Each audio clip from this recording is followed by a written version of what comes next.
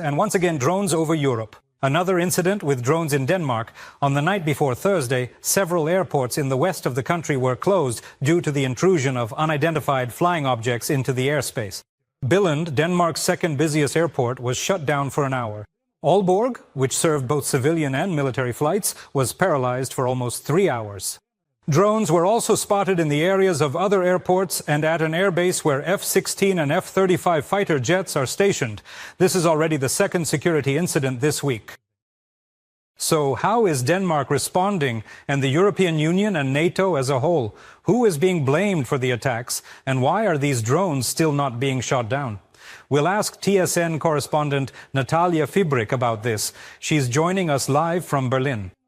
Hello, Natalia. Are European countries ready to defend their skies, or have the events of recent weeks forced Europe, if not to panic, then at least to grab hold of its head and take this seriously?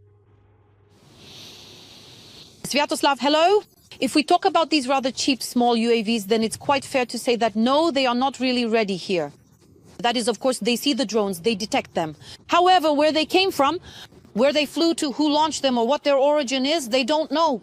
And these drones are not shot down due to the risk of damage, injury, or even death caused by falling debris. And until the drone is shot down and its wreckage examined, they can't say for sure what kind of UAV it is. They can only suspect Russia. Currently, the Danish government is strengthening the security of airports and other critical infrastructure. The army and police have been ordered to patrol facilities with anti-drone systems. Danish Prime Minister Mette Frederiksen addressed the nation and said that the country has become the target of hybrid warfare, warning that there could be more such attacks. Over the top. Past few days I have been in contact with my European colleagues. I have spoken with the Chancellor of Germany, the Prime Minister of the United Kingdom, the Prime Ministers of our neighboring countries, Sweden and Norway, as well as with the President of Finland. I have maintained a dialogue with the Secretary General of NATO, and right now we are engaged in close discussions with our alliance partners about how they can assist Denmark in this situation so that we can protect and defend our airspace. At the same time, Danish officials are being quite cautious, stating that they do not know for certain who is behind the drone incursions. The head of Danish military intelligence refused to say whether he suspects any particular country of being involved. We do not have any evidence that would indicate a direct connection to Russia, the Danish Minister of Defense has stated. However, he did say that the drones were clearly being operated in a professional manner. And perhaps only the head of Denmark's National Security and Intelligence Service was more specific, stating that Russia's covert activities pose a threat to Denmark's security. The Russian embassy in Copenhagen, of course, rejected the accusations of Moscow's involvement in the incursion into Denmark, with the typical response of, "We are not there." There is no doubt, and everything points to the fact that this was carried out by a professional, because we're talking about such a systematic operation in many locations, almost simultaneously. This is what I would call a hybrid attack using different types of drones. As some of you know, of course, we assess the risk of Russian espionage in Denmark as high. We also assess the risk of Russian sabotage in Denmark as high.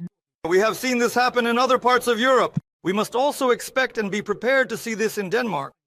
Obviously, the authorities are considering these events in light of the intelligence we have. Well, this fits into Putin's strategy.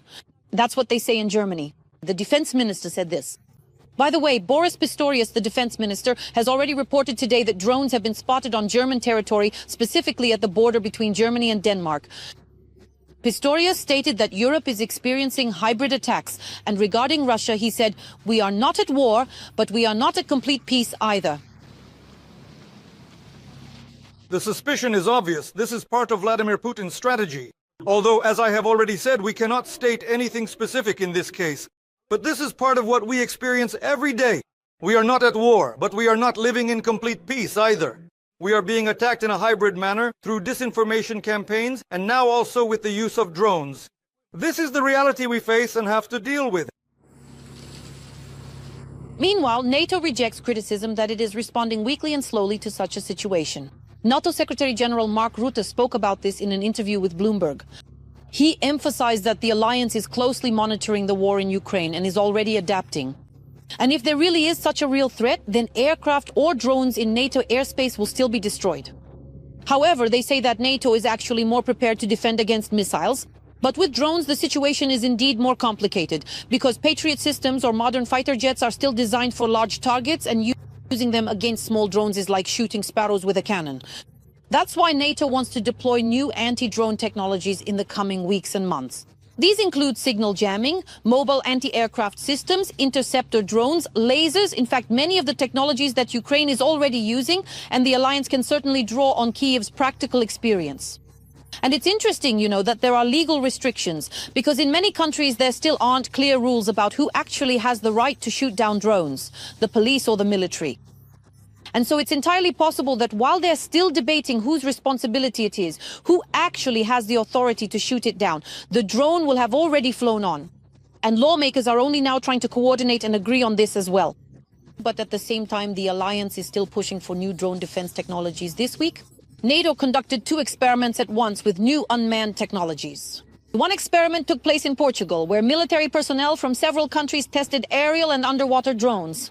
And in the Netherlands, a very special unit of the alliance, working closely together with brilliant scientists and innovative private companies, successfully created and thoroughly tested remotely controlled boats that were meticulously 3D printed.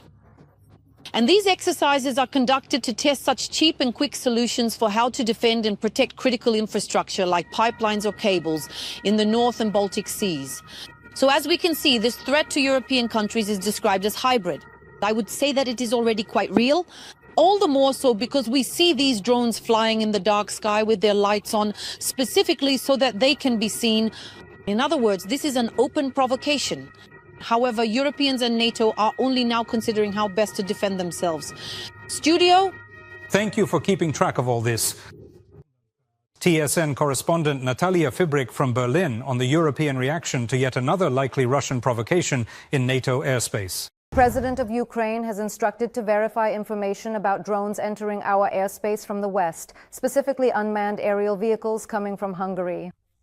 As the head of state noted regarding incidents on the Ukrainian-Hungarian border, the Commander-in-Chief of the Armed Forces of Ukraine, Oleksandr Syrskyi, reported to him that our military spotted reconnaissance drones, which, according to preliminary information, could have been gathering data on the industrial potential in Ukrainian border regions. The Ministry of Defense published the flight path of the violating drone over the Uzhhorod district. Meanwhile, the Hungarian military department denied any violation of its airspace. It also reminded that national defense exercises, Adaptive Hussars 2025, are ongoing in Ukraine. Foreign Minister Peter Szijjártó also dismissed the suspicions. In a post on social media, he stated that the president of Ukraine supposedly sees things that do not actually exist. Ukraine's Foreign Minister Andriy Sybiha promptly responded to the attack from his Hungarian counterpart. He says that Ukraine sees the hypocrisy and moral degradation of the Hungarian government, its open and covert actions against Ukraine and Europe, as well as its servitude to the Kremlin as a lackey. Sybiha emphasized this on the air of KHS. We know that they act against Ukraine both covertly and openly. We know this even on international platforms. We know what messages they are sending to international partners. We know this, and these are certainly not friendly messages towards our country. Of course, we will respond in kind. And as for turning into a lackey, including the not-so-altruistic lobbying of Russian interests in Europe, we also understand very well, with clear evidence, what stands behind this. Suspicious drones were spotted near Sweden's main naval base. Local media report this. Last night, a pair of unidentified UAVs was spotted over the Swedish Karlskrona archipelago. Both were flashing red and green lights, which is how they were noticed in the darkness. Local police have already opened a case under articles concerning violations of aviation law and the law on the protection of facilities. According to investigators, the drones closely resemble Russian ones that have already been spotted in the area. Let me remind you, just in September, Russia already violated the airspace of several European countries, including Poland, Romania, Estonia, and Norway. Drones from the western direction. The president of Ukraine has instructed to verify information about drones entering our airspace from Hungary. As the head of state noted regarding the incident on the Ukrainian-Hungarian border, he was briefed by Commander-in-Chief Oleksandr Syrskyi. Our military spotted reconnaissance drones, which, according to preliminary information, could have been conducting surveillance of the industrial potential in Ukrainian border areas.